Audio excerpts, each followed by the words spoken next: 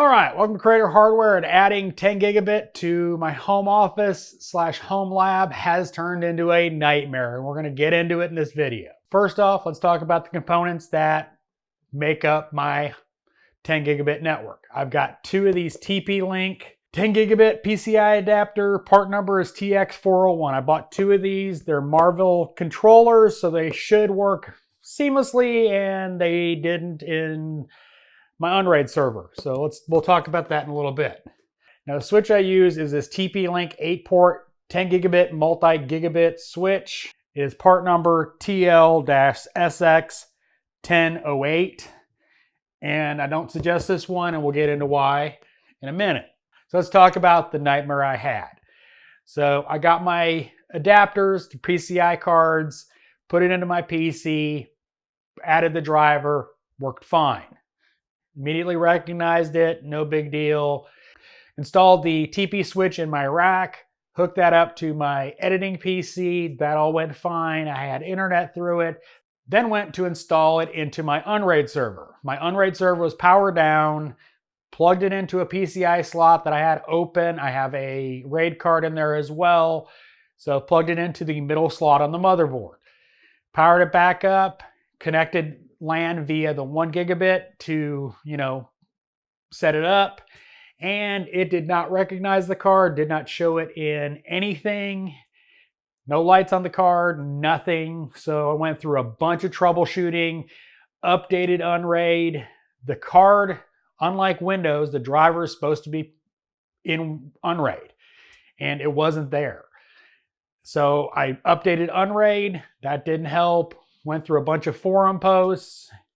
Finally found a post in the Unraid forums with the similar problem. They're talking about outdated firmware. I'm going, oh, fun. That was not my issue. Continued troubleshooting, trying to figure out, was it something I set up wrong? No. The fix was to move it to the top PCI slot. Once I did that, the card was recognized. I could convert the network over to 10 gigabit. The array is back online, so I'm good to go on that. Now that I have a 10 gigabit network in my home server and my PC, let's talk about transfer speeds. Now this is one of the things that a lot of people aren't going to understand is you don't get 10 gigabit transfers.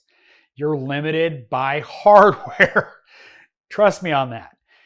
Transferring off of my editing PC to the cache drives on my server resulted in a 800 to 1 gigabit transfer speeds, and it actually put a good bit of load on my CPU that I've never seen in my Unraid server until 10 gigabit. I'm currently limited by throughput to my hardware. Jay's 2 Cents did a Unraid video a while ago where they were doing transfers in their network, and they were getting about half the speed I am because they were transferring to a cache drive that is a SATA SSD and a SATA SSD in their editing PC.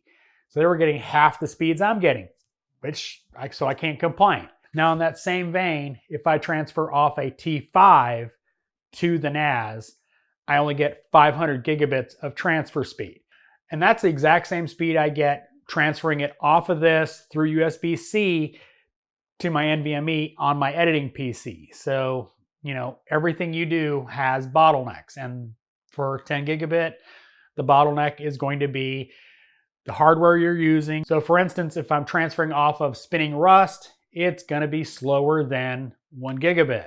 So keep that in mind if you're adding 10 gigabit to your home lab, is you are going to be limited on your hardware. That's just a fact of life. Now let's talk about the buzzing noise in the room. Now you won't hear it in the video because I'll remove it, but there is a buzzing noise coming from this switch.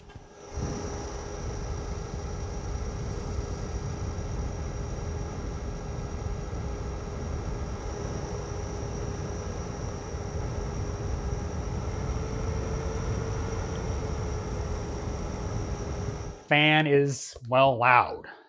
And it's annoying. It ramps up and down. without you doing anything. I mean, the system can be sitting here idle and it'll make noise. So I'm gonna have to do the fan upgrade because it's just annoying. I don't recommend this switch. The more I've looked into this switch, the more I realize it's probably gonna die prematurely. So look for other options. It is affordable, but it is noisy and not great reliability. But my other TP switch is well received and has no problem. So just an FYI. So I'm gonna have to replace the fan at some point or the whole thing at once, but it's noisy. Now I got 10 gigabit in my home office, so that's pretty cool. Makes managing my data on my NAS a lot easier.